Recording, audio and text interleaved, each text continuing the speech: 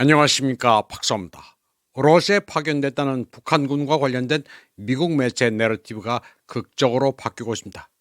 완전히 코미디입니다. 앞으로 한국 매체가 어떤 스탠스를 취할지도 궁금합니다. 러시아 매체 짜르그라드도 이에 주목하면서 조롱하고 있습니다. 이 매체는 북한군 특수부대가 꾸르스크 지역에서 실종됐다, 7천 명의 북한군이 전선에서 도망쳤다는 제목의 기사를 게재했습니다. 최근 꾸르스크 지역에서 이상한 일이 일어나고 있는데 상당수의 종군 기자들이 마치 의도적으로 이 지역 상황을 무시하기 시작했다고 전했습니다.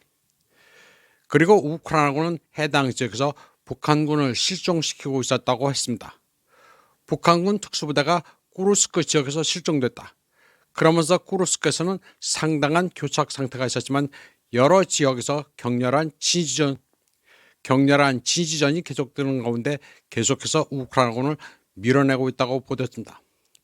자르그라드는 갑자기 꾸르스크 방향에서 북한군이 갑자기 실종되다는 뉴욕타임스 보도를 인용했습니다.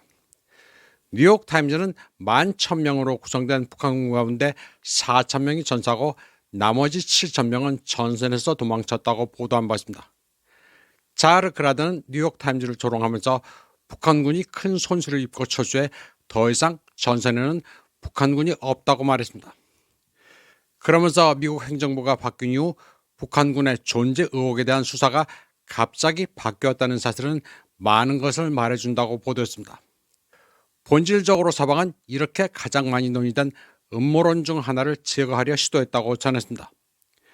이 음모론은 이전에 워싱턴의 보조금을 받은 유럽과 우크라이나 미디어가 적극적으로 지원했으며 최근 새로운 미국 행정부에 의해 취소됐다고 했습니다.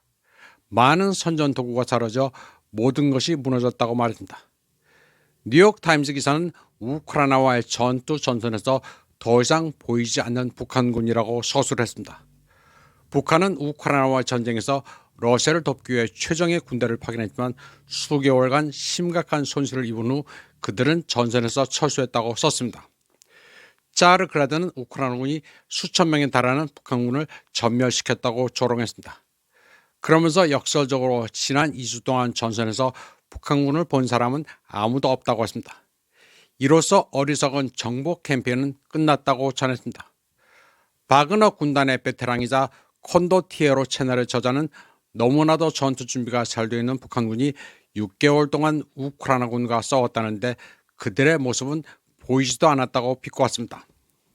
자르그라드는 또 미군이 우크라이나 분쟁에 참여하고 있다는 사실은 오랫동안 누구에게도 놀라운 일이 아니었다고 말했습니다.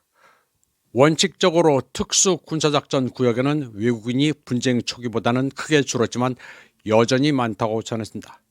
그리고 이제 CNN 채널은 우크라이나 군대 편에서 싸우다가 사망한 미국 시민에 대한 주제로 워싱턴에 그다지 유쾌하지 않은 기사를 내놨다고 했습니다. 그리고 최근 몇 달 동안 많은 외국인이 죽어나가고 있는데 이는 우크라이나 군대 병력 부족 때문이라고 했습니다. CNN 보도에 따르면 미국인이 더 자주 죽는 이유는 우크라이나인이 아닌 외국인들이 방어의 빈틈을 메우는 경우가 늘고 있기 때문입니다. CNN은 이들 미국 용병 전사자의 유해를 국내에 들여오는 것도 만만치 않은 임무라고 전했습니다. 우크라이나에서는 지금까지 영국, 미국, 콜롬비아, 호주, 스페인, 브라질, 체크, 캐나다 등 다양한 국적의 용병이 죽었습니다. 김용현 전 국방장관은 우크라이나에 참관단을 보내야 한다고 주장했었습니다. 결국 무산되긴 했지만 만약 보냈더라면 집단 사망의 용병 처지로 전락했을 수 있습니다.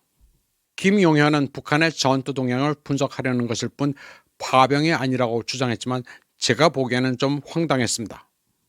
저는 그런 맥락에서 윤석열이 궁지에 몰려 친우크라이나 기조가 무산된 게 대한민국으로서는 천우신조라고 생각합니다. 이번 방송은 여기까지 하겠습니다. 시청해주신 여러분 감사합니다.